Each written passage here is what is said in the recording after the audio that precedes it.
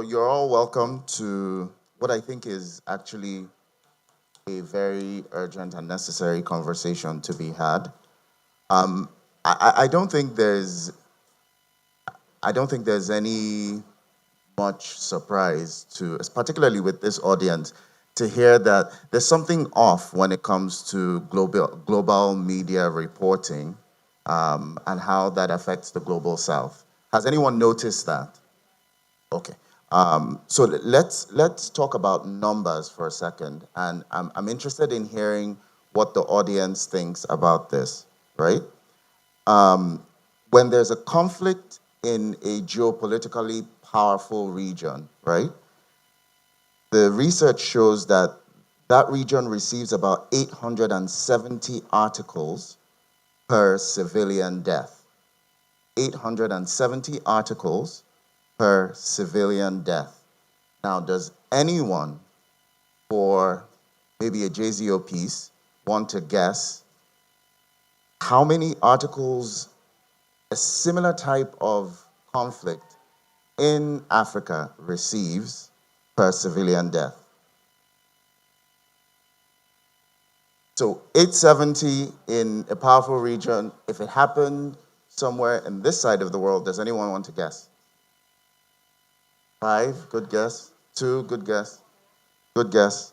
It says about 18, 1-8, not 1,800 per civilian death, right? It sounds like, oh, well, that's sad. They should talk a little bit more about us. But let me give you another number to consider before we finally come to talk to the panelists. Um, Perception, in some way, shapes policy.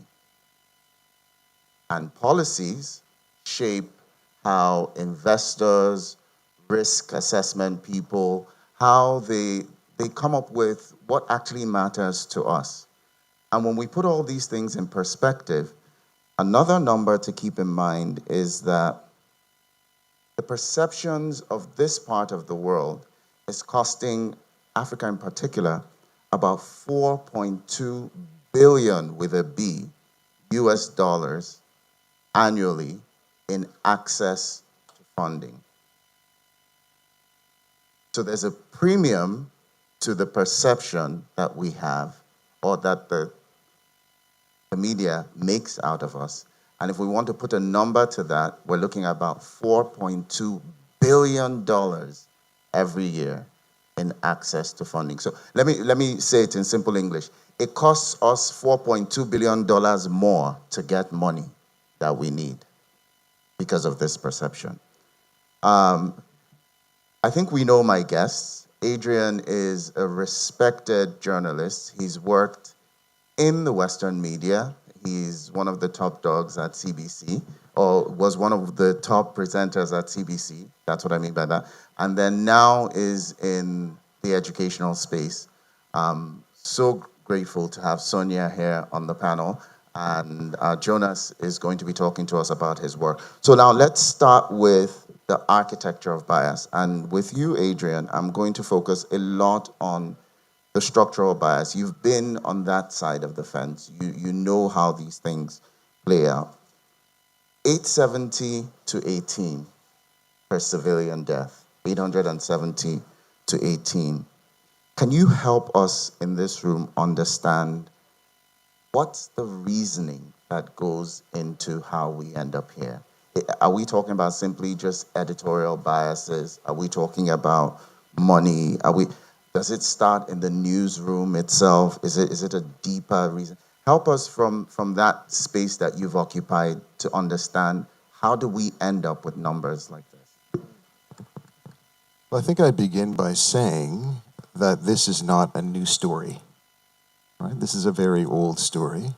And this is also, I would suggest, the system working as it was meant to work, right? So this is not new, and this is the way the system works.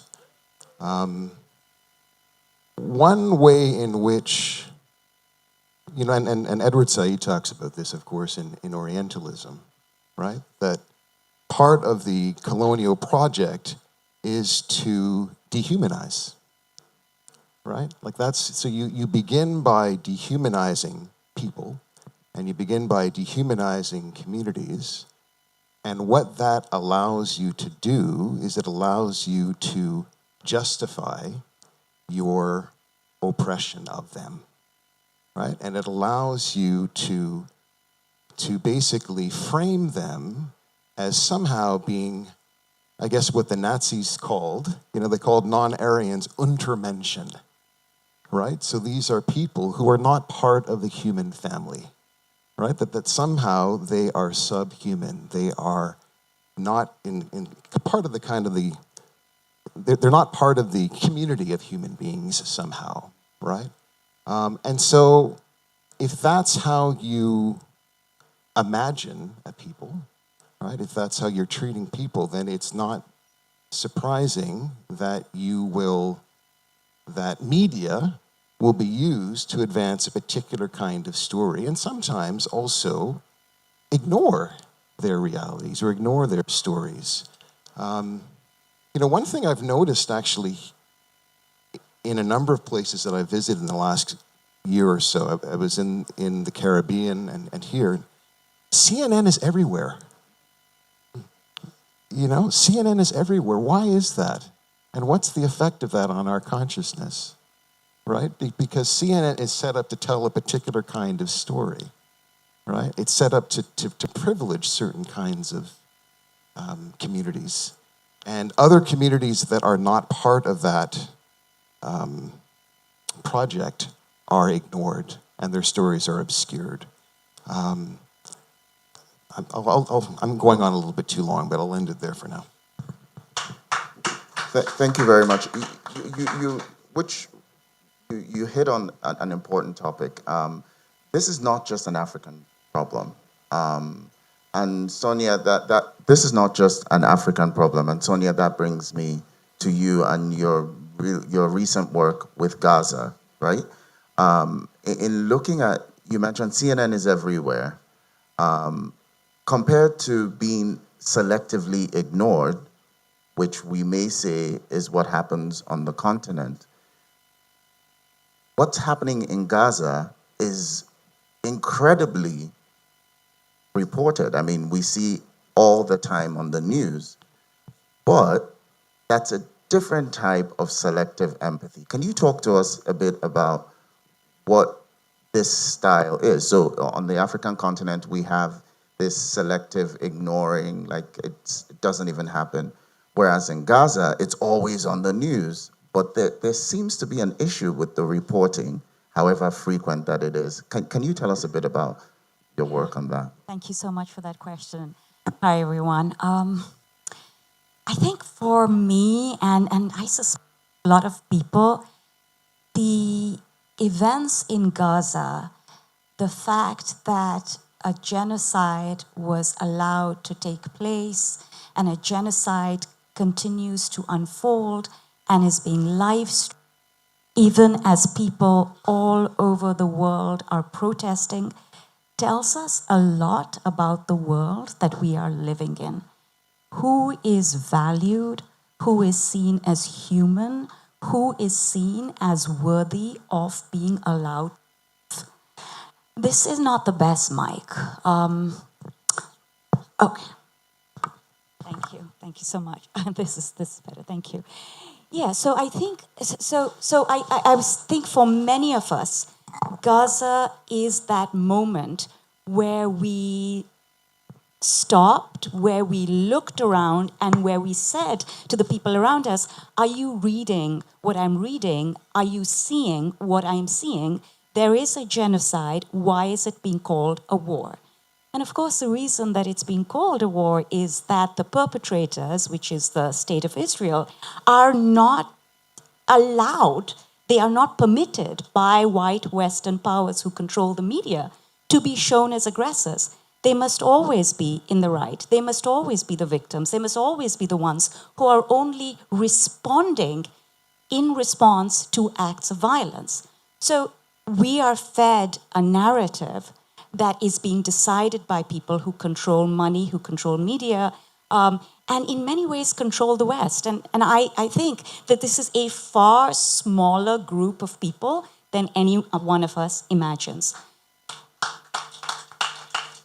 But I would say that if you want to understand what's happening in Gaza, or if you want to understand what's happening in media, if you want to understand why it's still okay for Western media or high-profile individuals to refer to human beings who are brown or black-skinned as cockroaches, as animals, as termites, you really need to know your history.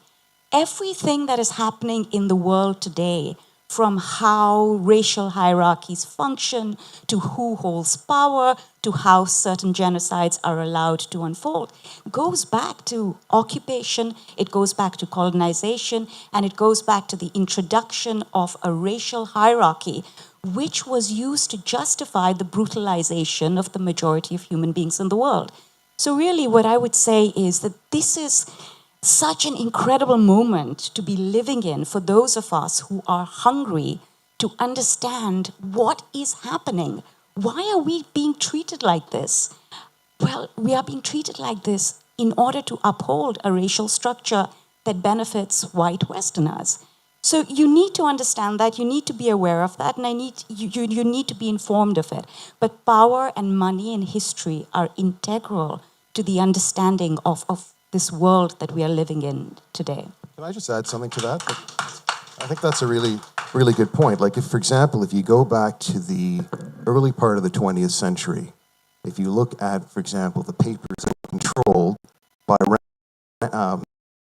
William Randolph Hearst, Evening Journal, right, and also Joseph Pulitzer, The World, right? Those papers in the early part of the 20th century were used during the Spanish-American War, right, to justify a lot of the atrocities that the United States was committing in the Philippines, right? And so Filipinos were framed as being savages in the papers of Pulitzer and Hearst, right? They were portrayed as being these beasts who actually were deserving of the kind of violence that was meted against, that was being committed against them by Americans, right? So we see that media has always been kind of used to advance, right, that racial project, just to kind of add to what you were suggesting.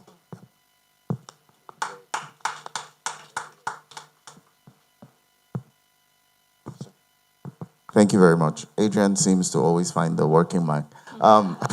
So Jonas, we've heard from Adrian, we've heard from Sonia. It's clear that there's a problem, and it's not a new problem. It's a very old, age-old problem, so to speak. You represent a new, interesting alternative, or one might even argue, solution to that problem. You are part of a project called the Info-Nile Project.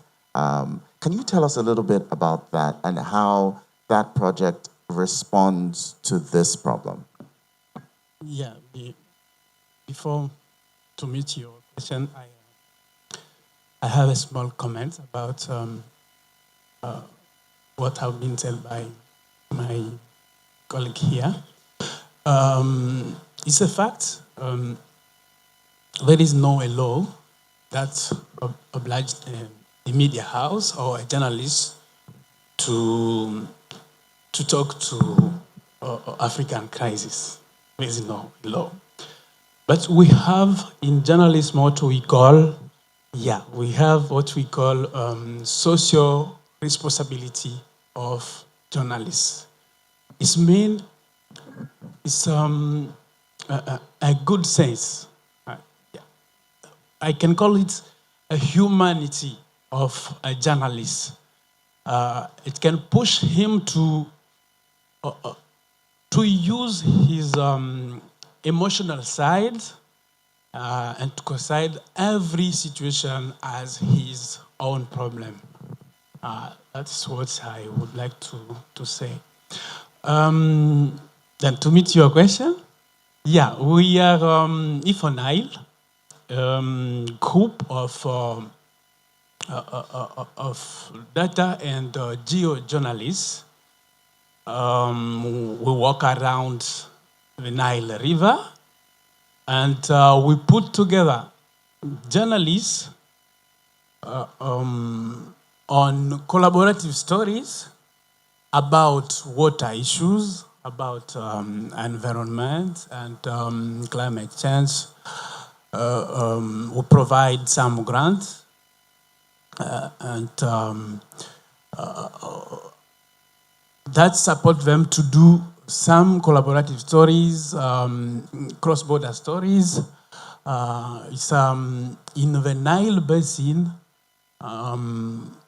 You know, we have many problems about water. We have many problems about climate change. Then we think it's a good initiative to try to talk about our problem from local communities to international level.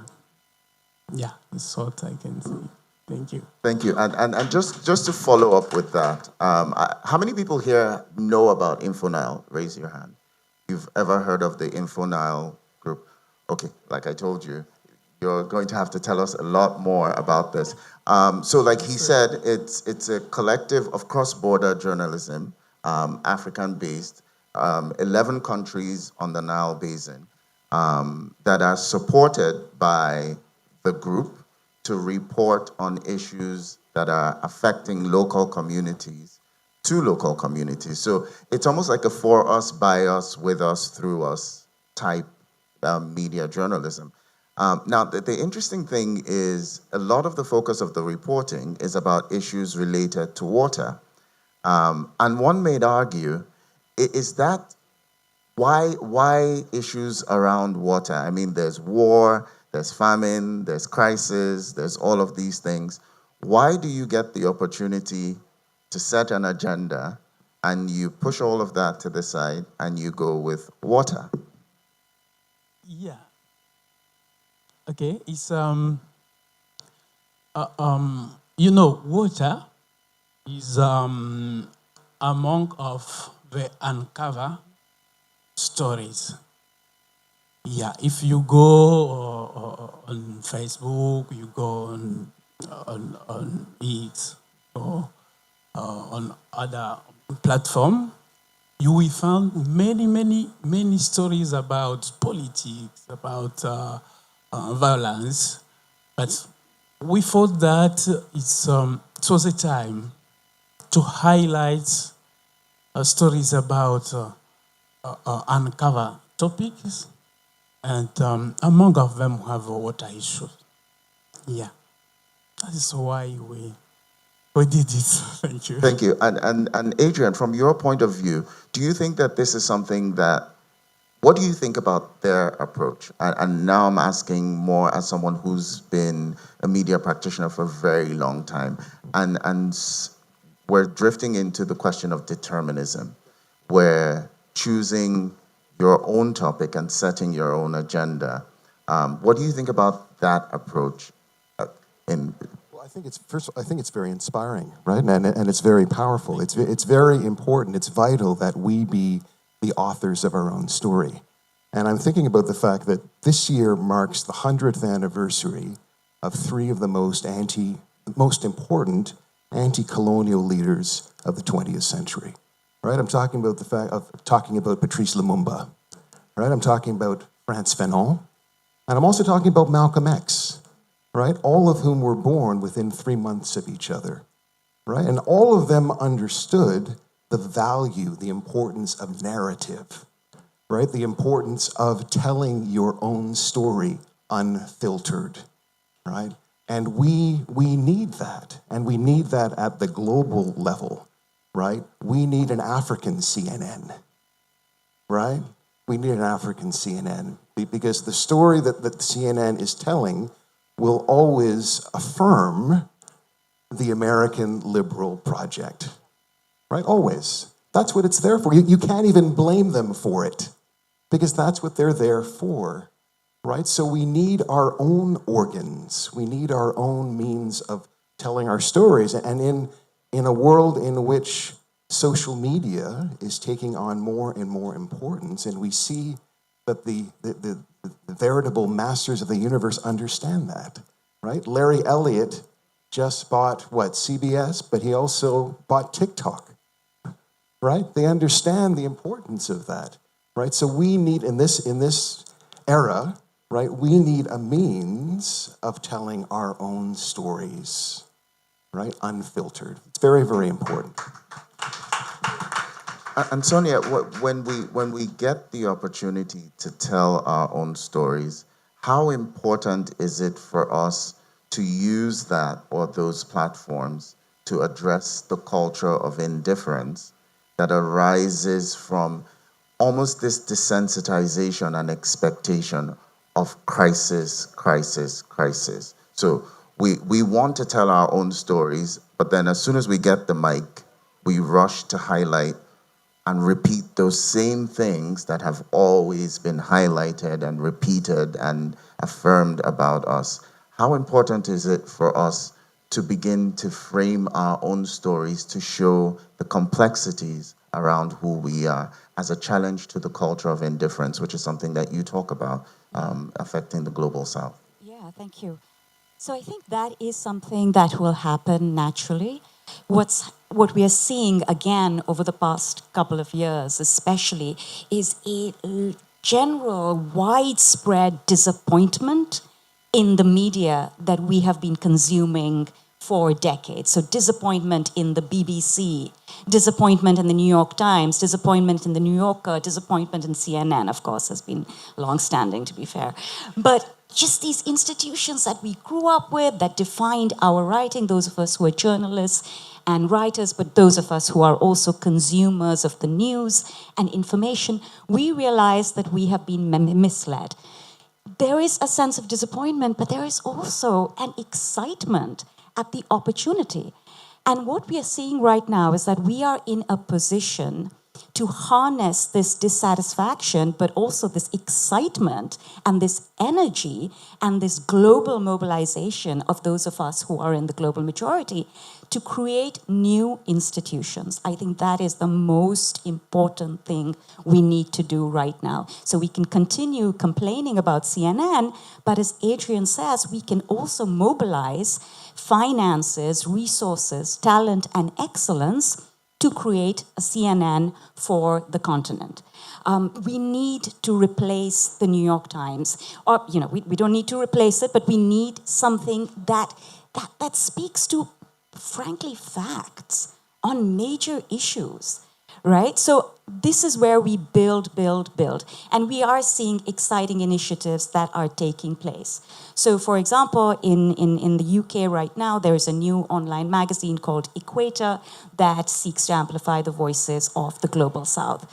That's incredibly exciting. That's got some wonderful voices, and I recommend that everybody head on to equator.org. I think that's the URL. So that's happening. I run a mentorship program called South Asia Speaks that works in 8 South Asian countries.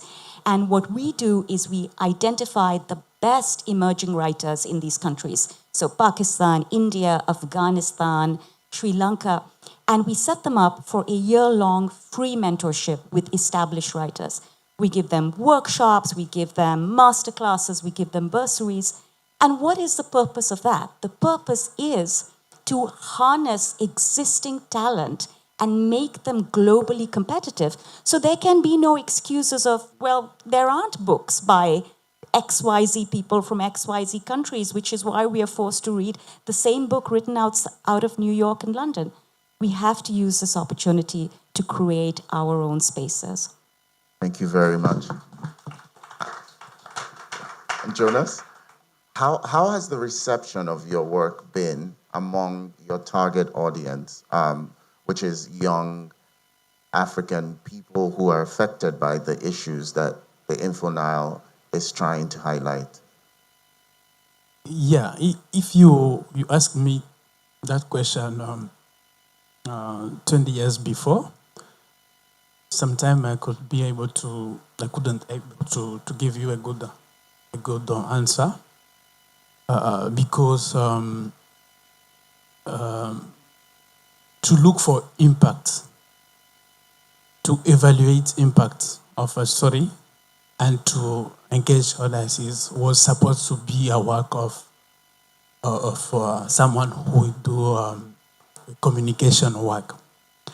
But now it's look like a new paradigm in journalism, and we have to do with.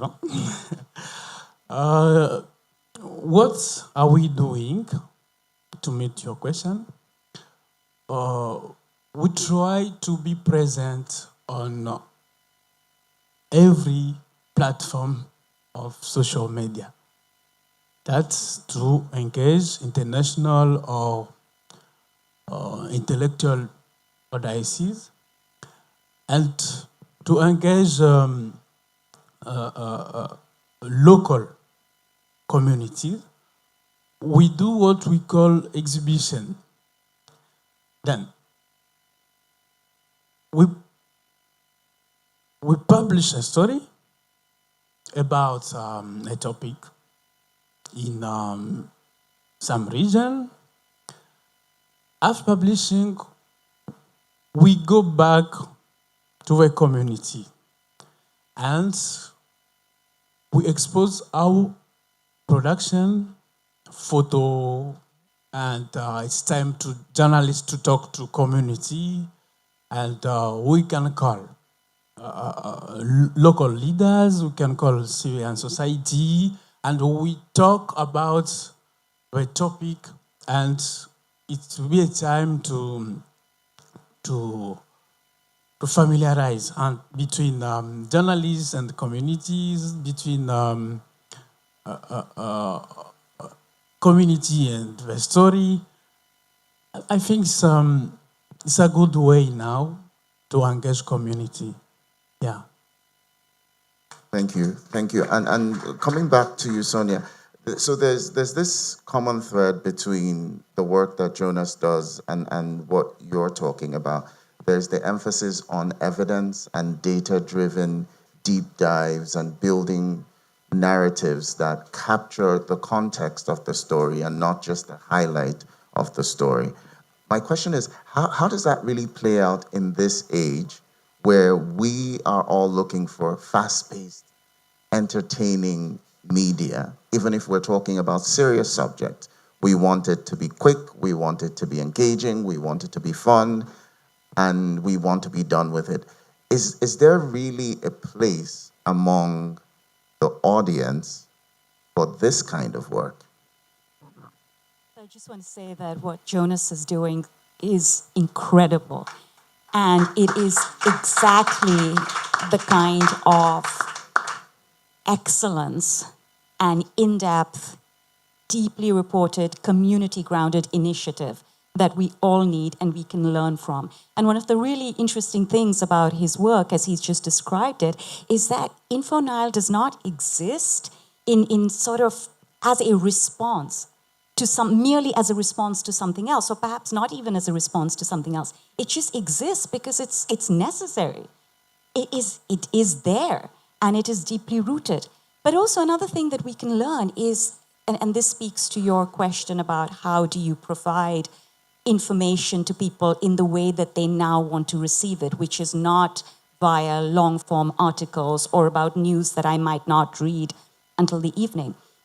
And I wonder if one way of doing that is to diversify the product, because it is a product, diversify the form of the product, which is why you have a lot of new media platforms that produce in-depth reporting, but they also have podcasts, and they also do video, and they also do Substack. And from one angle, this sounds like you're just throwing a really wide net, and it's very possible that none of it is going to work. But on the other hand, it is also just trying to say, it's saying, look, I have this great information, work with me to help me figure out the best way to give it to you. Is it via Substack? Is it through your phone? Is it through TikTok? So I think it is for those of us who want to build these new institutions, these communities, however you want to look at them, you really need to diversify the output. And I do think you need to respond to what people want. I mean, I love a good book. I love a deep dive. But, it's not for everybody. Why not give people the information in the format that suits for them? I really think we have to really struggle against dehumanization and desensitization. Like I'm thinking about Sudan right now, right? The world's greatest humanitarian crisis is in Sudan, right? There are 30 million people who are in need of humanitarian assistance in Sudan right now, right? 21 million people are food insecure in Sudan right now. There are 17 million school-aged children who are out of school in Sudan right now, right? 4 million Sudanese have been forced to leave their country as a result of the conflict that began in April 2023, right now. Palestinians right now are suffering in the winter, right? They don't have a lot of, think about the kind of homes that they're living in right now. But what I want to say is that those Palestinians and those Sudanese people are real people, right? They're full people, right, who feel things, right? They're people who love their children, right? Oftentimes in the media, it's almost as if these people are animals, right? They're abstractions. They don't actually have relationships. They don't have people who love them and whom they love, right? And so those are the kinds of stories that we need to tell. We need to have more human-centered stories where we're talking about the actual lives that people live, right? The dreams that they have, right? The fact that they imagine possibilities for themselves, right? We need to talk about those possibilities. We need to talk about those dreams, those aspirations, right? That young Sudanese child, right? Who was living in El Fasher has, right? That person has the same kind of dreams as a person living in Canada, right? Or a person living in Jos in Nigeria, right? And we need to consistently fight against that push to desensitize, in which we're becoming desensitized to the lives of people. So, and I mean, that's a great point, but what do we need, what kinds of structural changes need to happen to make this a reality? Well, structural changes. So, for example, like one thing, we have the power now so for example, I worked for many years at the public broadcaster in Canada. So I worked for the CBC. It's like the equivalent of the BBC in Canada. I'm no longer at the CBC, but I started a podcast, right? And a podcast allows people it gives them a certain kind of freedom, right? It gives them a certain kind of latitude to perhaps tell stories in ways that maybe you can't tell within the public broadcaster. You don't have the same kind of freedom. So I've appreciated that opportunity, right? With the podcast that I have, and I know that a lot of other people are launching similar kinds of initiatives, right? So the technology gives us that kind of freedom, and gives us ways of imagining different kinds of storytelling. And Jonas, what kind of support have you gotten from governments in the communities that are most affected from the work or by the work that you do? What kinds of, because it's going to bring me to questions around, we're still talking about what structural changes are necessary to begin to achieve the changes we're talking about. So can you share with us your experience with the governments who are affected by the $4.2 billion premium that I spoke about earlier? What's been their reception to your work? Okay. Until now, we didn't receive support from government. That is a fact. But for them, no. It's just a work of journalists. It's just a lot. Because I know when we about some topics that are supposed to be sensitive, sometimes I can come and say, no, you can't talk about it. Because last year was doing collaborative stories about very increase and the opposite is the increase of the opposite of increase, decrease. Yeah, the decrease of fish in Lac Edward. Yeah, we found out that there is some government members who are supporting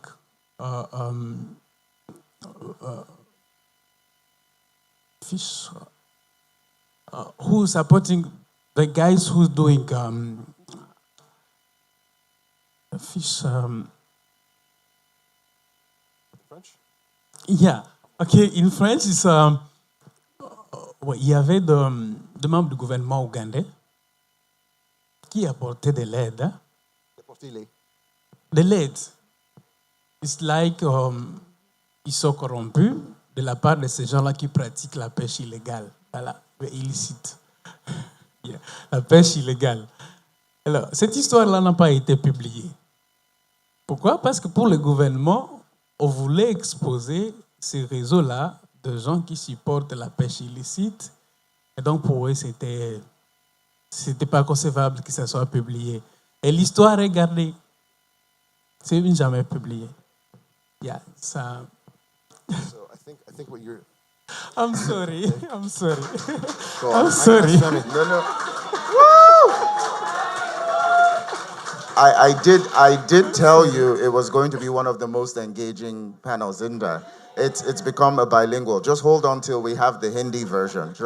We'll get to that. But Adrian, please translate for us. I think, and français, I should, but I think what you were saying was that the government has created, there were illegal, and that the government is creating a network. I'm sorry? Oh, it's not working. Is that working now? Okay, all right. So I think what you were saying was that there is corruption, and the government was using, and there were illegal people who were deemed illegal fishermen, and the government was trying to create a network, and I think I lost it there. There were members of the government who were supporting those activities which they were supposed to be working against. Mm-hmm. Yeah. Là, il y avait des permis qui étaient illégaux. Bon, des permis qui étaient supposés être légaux et qui étaient donnés à des gens qui pratiquaient de la pêche illégale. Et alors, la question était de savoir, est-ce que nous recevons du soutien de la part du gouvernement quand nous publions ces histoires-là? So are we receiving support from the government when we... No. Are we? It's no. No. Okay. All right, so let's start. Give her the mic. Okay.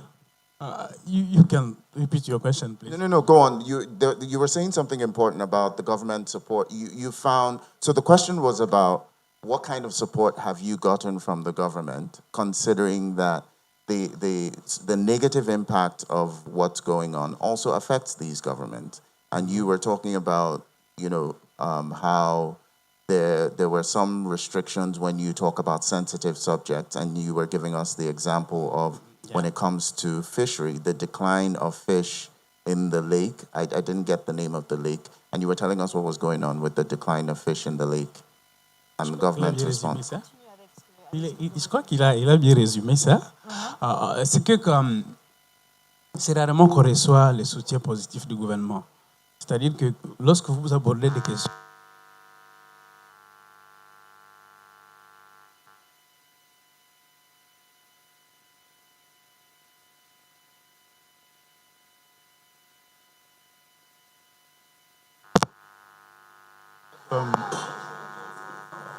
d'une histoire, des sujets qui étaient transfrontaliers, qu'on était d'aborder entre l'Ouganda et la RDC.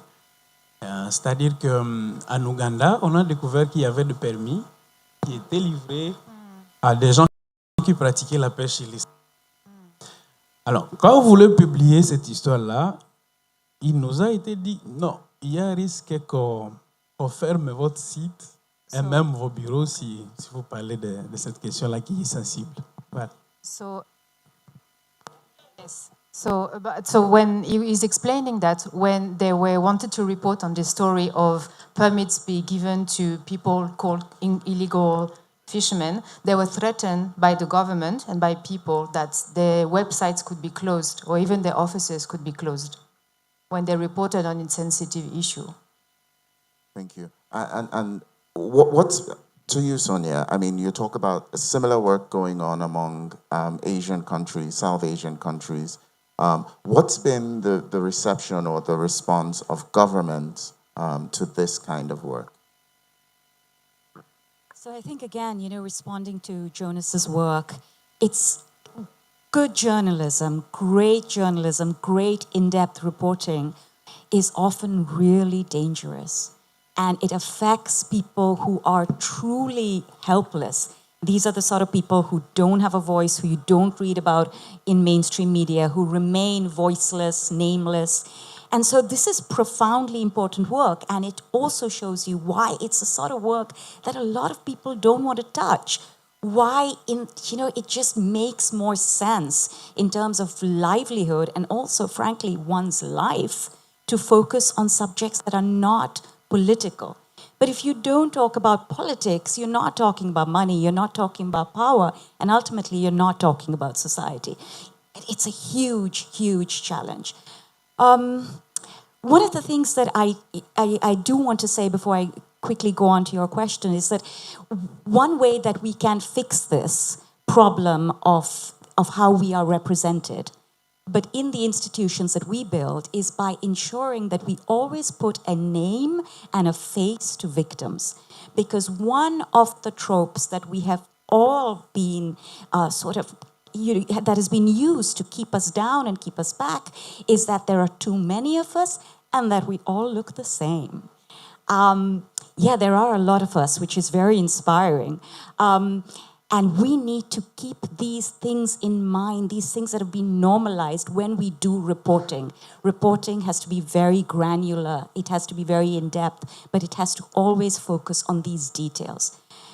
With regard to how new media is being viewed by governments in Asia, I mean, as you will know, there are authoritarian governments very much in control in major Asian countries today, including, of course, in India, in China, Thailand, Myanmar, of course, Sri Lanka, so on and so forth.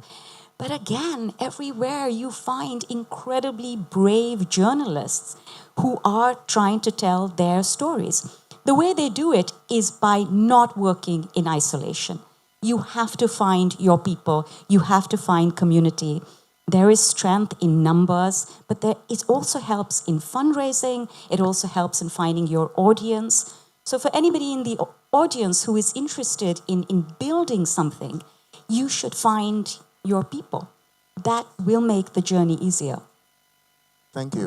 Can I just add to that? Also, in addition, as you were saying, Sonia, it costs money, right? Like, it's expensive to conduct these kinds of investigations.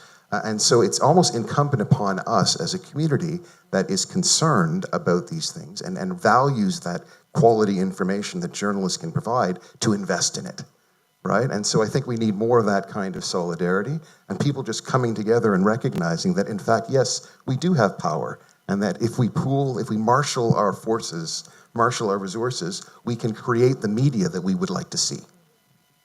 A very good point. And Jonas, again, I have to come back to you because what they're talking about from a theoretical perspective is what the InfoNile is doing, the trans-border, transnational, collective type journalism. So can you shed some more light on that, especially now that we have a translator, to give us a bit more of an in-depth understanding of how your model is built to respond to what they're talking about. I just wanted to give you the opportunity now.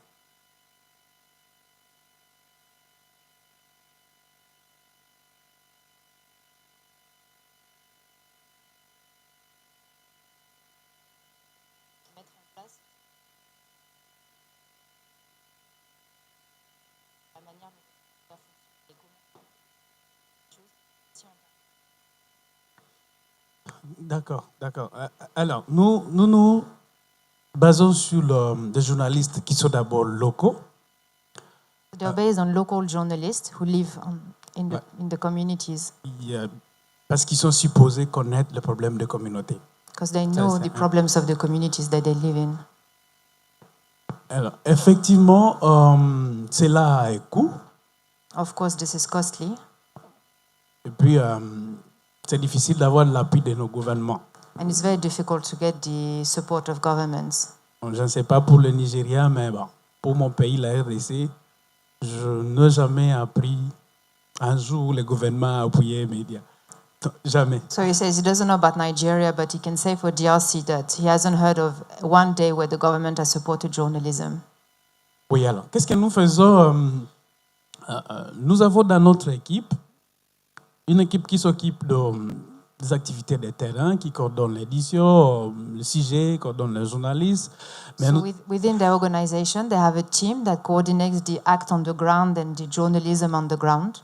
Et de l'autre côté, nous avons une équipe qui essaie de chercher de l'appui financier à partir des donateurs. And then they have another dedicated team to looking for sponsors and funding. Ce qui fait que nous refusons tout appui qui vient des donateurs politiques qui peuvent avoir de l'influence sur nous, mais nous cherchons le financement qui viennent des institutions indépendantes et qui peuvent nous laisser la liberté éditoriale. So they refuse support. They refuse support from politicians or any organization that would force them to orient their stories in a certain way. So they are looking for support from independent organizations. Okay. Thank you very much. It was important for me to give you the opportunity to talk because I think, like Sonia has said, that your work is very, very inspiring. And if for anyone who hasn't, when you leave here, just look up infonile.com or .org and see the work that they're doing. It's actually amazing. And as we start to round up, Adrian, your work highlights this idea now about determinism and moving to a place of, I think the way you describe it, let me find the right description for it.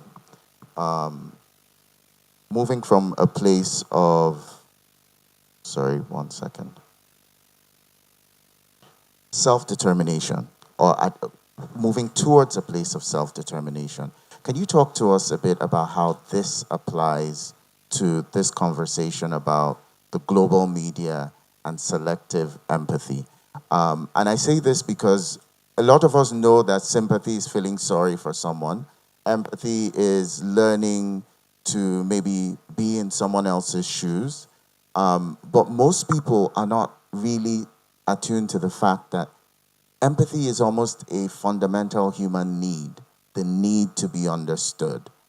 And so rather than waiting for that to come, how do we come to a place of self-determination in empathy? How do we begin to feel our own need to be understood through the media? I think I'm going to come at the question this way.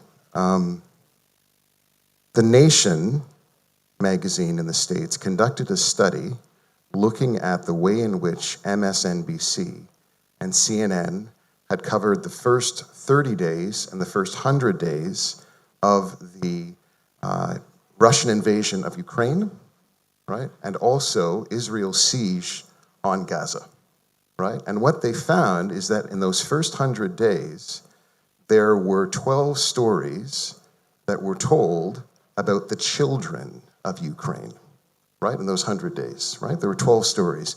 And there were no stories about the children of Palestine, right? There were no stories.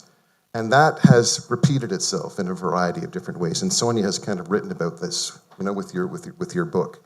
We need to start with the understanding that all people deserve to be respected, right? That all people deserve, regardless of your race, your creed, your gender, your sexuality, everyone is deserving of dignity, right? That's where we start. That's the base minimum, right? And I think that's where that has to be foundational, right? That everyone is deserving of respect. Everyone, right? Their basic humanity needs to be respected. Everyone deserves to be loved, right? That's basic, right? And I think if we at least stick to that, right? I think that's perhaps maybe the start of a conversation. I'm not sure if that's adequately answering your conversation, but I think that helps us to get to maybe where we want to get. Sonia, the same question. How do we begin to respond to empathy or the drive for empathy and more empathy for the global south in the media? I mean, I think it's a lot of work that's required because, I mean, the very facts that Adrian has shared with us, I mean, it's so disturbing to hear that, that Palestinians are not viewed as people, their children are not viewed as children. I mean, these comparisons with animals and livestock suggests a deeply disturbed reader, either by choice or by malice. And really, I don't know if you are at that place, how you get yourself out of there. I really don't know. I mean, I could give you all the advice in the world and to those people who think like that and see the world like that. And obviously my advice would be the same advice that I would give a child, which is to read, to listen, to meet diverse people, to be open to changing your opinion. But I mean, it is a monumental challenge to change this mindset that equates a large part of the world with non-humans. No, we should take courage with the fact that there has been some progress, right? I would suggest that, particularly amongst a lot of young people that I teach, they perhaps recognize the Palestinian struggle in ways they might not have recognized 10 years ago. Right? They're recognizing the humanity of these people. They're even recognizing the history of the Nakba. Right? That's even part of their lexicon now. Right? It might not have been part of their language. Right? So change is possible. Right? Change history can be made every single day. Right? History can be made every single day. We need to kind of keep that in mind. All right, and Jonas, I'll let you take the last question before I open it up to the audience, which is, can you tell us what the growth plans, what are the next steps? What should we expect coming out of the work that you're doing next? Oui, ce que nous attendons, c'est exactement que ce soit une référence, un modèle pour la pratique du journalisme africain, qui promeut les valeurs africaines, qui propose des solutions aux situations africaines. Et voilà. Désolé. Yeah, they want to become a reference, and they want to become a model for other African media to tell African stories from an African perspective. Mm-hmm. And also, voudrait être des modèles de théorie pour les universités africaines, parce que c'est là qu'on forge des journalistes à devenir, bien qu'il y en a d'autres qui viennent des autres secteurs pour devenir journalistes. Mais on s'est dit qu'on a toujours beaucoup attendu de l'extérieur. On attend beaucoup plus des étrangers. Pourtant, il y a un moyen de parler de nos problèmes. D'abord, au niveau communautaire, et puis les autres peuvent venir après. C'est un peu ce que nous voulons promouvoir. Et dans le futur, on souhaite non seulement maintenir les caps, mais aussi nous restons ouverts à l'innovation. Vous savez qu'il y a même l'intelligence artificielle qui vient comme étant un outil non seulement qui concurrence les formations, mais plutôt qui aide à diffuser les formations de façon, je peux dire, multiplier plusieurs fois, oui. So he says one thing that's very important also is the teaching process, so that their model can also be taught for other African journalists in the universities where they're being trained. He says the other thing, it's a lot of things are generally expected from the outside, but it's very important that things are happening, from within the African continent, that stories can start at a local level, and that then they can go, and if other people are interested, they can come, but it has to start by the people who are interested in those stories. Then the last thing that he said is that for the plan, of course, they want to keep the same direction, but also they are looking for opening to new innovations, and he was talking about AI at the end, but I... Okay. Thank you very much. Please, a round of applause to the panelists. Yes, as we open it up for questions. Yes, so I see one hand, one. So, oh, okay, good. Okay, now I realize why it's so hard to see the hands. I was wondering why my hands were missed. There's a light that in my face. So if you want, okay, there's one hand there. There's one hand there.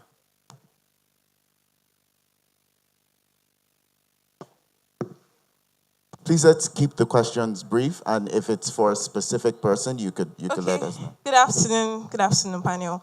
Such a wonderful session. So my question is for everyone on the panel, and it has to do with propaganda, Western propaganda, when they are telling the news. So a while back, Sydney Sweeney did a jeans ad, and people linked it to ableism and eugenics. That's when the Western propaganda is like humanizing a certain set of people for us. Like there's a particular type of gene that they want to be humanized more than the others. And I recognize that. So I want to ask, how much of eugenics and ableism play into news telling? And I also want to ask that, how do we also recognize and not feed into other Western propaganda in news telling? Thank you. Propaganda, how do we recognize? Yes, there was another question. I think we'll take the questions. I can't see you, Zara. Good afternoon. My name is God's Gift Isaiah. So the question I wanted to ask is for everyone, and it relates to selective empathy and how the people that receive this selective empathy are in need of it somehow. Because, for example, I see people, when you say, free Palestine, you hear people from the other side like, what about Congo? What about Sudan? Why are you guys all about Palestine? And this would lead to a lot of argument about people not speaking up concerning these countries. For example, like in Nigeria, we had this Ted Cruz and the Donald Trump saying, why are you all talking about Palestine? What about the genocide in Nigeria? And now a lot of Nigerians are like, oh, we've been ignored. Finally, America is talking about us. And so how can we now turn that? The problem now is that a lot of people in Nigeria are happy that we are being spoken about, even though it is from selective empathy. How can we change the mind of these people to see they are being used to ignore other people? How can we do that? That's my question, yes.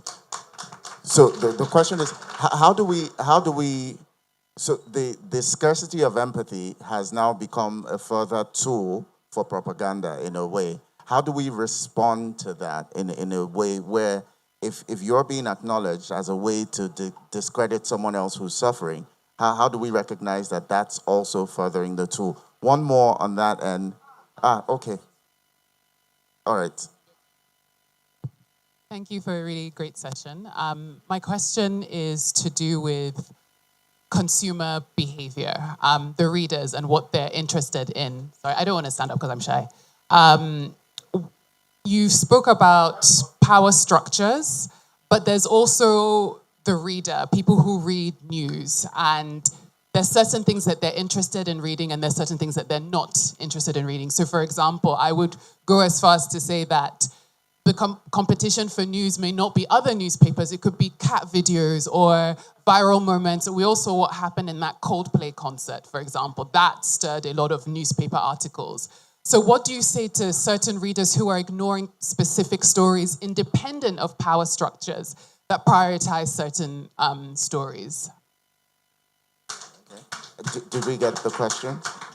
Okay. Last one, Zara, because if we don't ask Zara's question, my car tire will be slashed.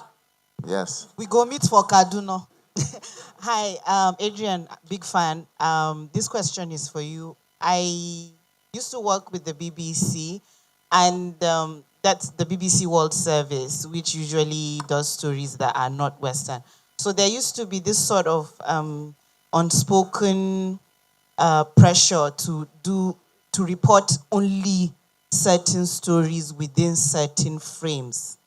And for you that you work with the CBC, were you under that kind of pressure to report like non-Western stories in a certain way? And what can we do as journalists to resist that pressure to kind of tell stories that are non-Western in a humanized way? That's my question. Excellent. So, God Adrian, save you, Joe. God save you. Adrian, we'll start with you, responding to Zara's direct question, and then responding to the question about how do we address issues around propaganda and fitting into that. And then we'll come to you to address the question around how do we factor in consumer behavior aside power structures and people's preferences for things that may be a lot more flimsy and fluffy over things that actually matter. And that would be the same question that I would want you, Jonas, to answer, which is how do you engage or how do you hold? Someone said entertainment is entering someone, get their attention, and then hold that. How do you grab and hold the attention on issues that matter when that's not what people fundamentally seem to be interested in? And how do we address issues around propaganda and being used as a tool for that propaganda? Okay, so we'll start with. Well, I guess the first thing I'd say is that we need more of these kinds of gatherings, right? Like we need to get together and we need to be communing and having more person-to-person engagement, right? I think that's critical because one way in which you control populations is by isolating them and cutting them off from the stories of others, right? So by hearing other people's stories, we recognize that they are of value and that they have something important to say, right? So that's the first thing. I think that when you enter a space, and you would know this, Zara, because you were at the BBC or at the CBC, you have to have an agenda. And when I say agenda, you have to know who you are and what you're about, right? And you have to have a particular kind of, I think, grounding, right? Because the fact of the matter is that when you're in these spaces, you have to struggle and you have to fight back. I was in a situation years ago, like when Jean-Bertrand Aristide, the former president of Haiti, was ousted. I was hosting a national program on CBC. I was filling in for the regular host. And at the end of the program, I was berated by the then director because I was accused of being biased, right, in the way in which I was covering the story, that somehow I was defending Aristide, right? When in fact, I just had a certain kind of expertise, I had some knowledge, and I was able to ask questions that the other journalists weren't asking, right? So it wasn't that I was willing to kind of pose questions that were maybe a little bit uncomfortable. And so we as journalists, we have to be willing to live with discomfort, right? We have to actually embrace discomfort and recognize that it's not always going to be easy. And sometimes you might even have to leave, right? That's also an option, right? Very, very quickly, I think with a question about, I think you mentioned Congo, right? We need to, first of all, like one thing that we don't talk about enough is the fact that there were like 2 major wars in Congo in the last 20 years, right? Wars which led to 5 million people dying, right? 5 million people, like more, I think it's the most number of people that have died since the Second World War, right? Those Congo wars. So we need to kind of invoke history. We need to remind people of history. I think that's very, very important. Establish the record, right? Because a lot of those stories are ignored or they're obscured or they're erased, right? So we need to kind of remind ourselves of actually what took place. I don't know if that answers part of the question. In terms of consumer behavior, of course, it suits big media if consumers just want to watch cat videos. which is why, it's easy to produce. It is liked widely, this sort of genre of very fluffy news. You get the biggest audience, and obviously media companies want the biggest audience, which is why when you switch on a radio show or you switch on the news, it often appears that they're leading with entertainment, whereas earlier the entertainment was an afterthought, if it even featured at all. So that's the way that I view it from institutional perspective, which is of how does media get the most number of viewers, and that I imagine defines the coverage and defines what stories they tell and how they tell it. I think as a consumer, I would just continue to remind people to diversify their news intake. I do think that for many people, TikTok and Instagram are a solid source of news. I would suggest looking at various other areas. Listen to a podcast, read your local newspaper, watch your TikTok. Don't be too quick to form an opinion. And I'm personally not a huge fan of that line of thought about why are you only talking about Palestine, why aren't you talking about Congo, or et cetera, because I've come to understand over the last 10 years, when this polarizing conversation started, that the purpose of that is simply to get you to stop talking and to start defending yourself, which is meant to derail the conversation. So, what I would say to somebody who said, you wrote a book, you edited a book on the genocide in Gaza, why don't you now pursue a project on on what's happening to Christians in Nigeria? I would say, I have done something. I urge you to invest your time and your resources in a project on which you are passionate. That's the advice that I would share. Je vais commencer par la question qui vient de l'autre côté. Est-ce que la propagande, ce n'est pas de l'information? La plupart des fois, c'est difficile de parler de ces questions-là objectivement. Pourtant, nous avons des principes d'information. Nous avons des questions comme l'impartialité, l'objectivité, ce qui n'est pas facile à vérifier avec de la propagande. La plupart des fois, la propagande véhicule des théories qui sont conspirationnistes, qui sont extrémistes. Ce n'est pas de l'information. Alors, qu'est-ce qu'on peut faire comme journaliste? Sorry, he says that there's a major difference between propaganda and information, and that journalists, they have some principles that they follow: objectivity, neutrality, and also to fact-check sources as well. Alors, comme journaliste, effectivement, on peut se servir de cette propagande-là pour avoir des pistes d'information. C'est-à-dire, le rôle des journalistes va être de montrer la vérité, d'essayer de déceler le faux du vrai. C'est ça ce que le bon journaliste doit faire. And what good journalism is about, it is distinguish truth from lie and from falseness. And this is what they're supposed to do to deconstruct conspiracy theories and propaganda as well. Thank you. Enfin, la question était posée plutôt à l'ami, c'était de savoir comment résister sur l'oppression.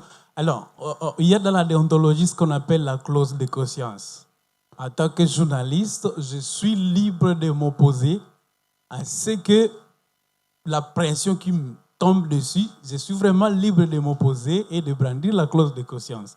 C'est-à-dire que tu n'es pas censé respecter ce qui t'est dit, comme on dit, l'ordre mal donné, il ne faut pas exécuter. Yeah. Okay. So he's saying that as a journalist, you also have some rights in the deontology and in the ethics texts that regulate journalism, and that you have a clause that you can oppose any order that you're given that you feel is contradicting those principles. And he thinks that it's important that every journalist can also use that right to assert truth. All right, thank you very much. So we will. The three of us, we don't have any books, but we'll be seated at the table just so that we can feel. You can give them a hug and a kiss. That, yes. Yeah, they're collecting. But Oh, I want. sorry. Sonia has both her books. Oh here. yes, she So does.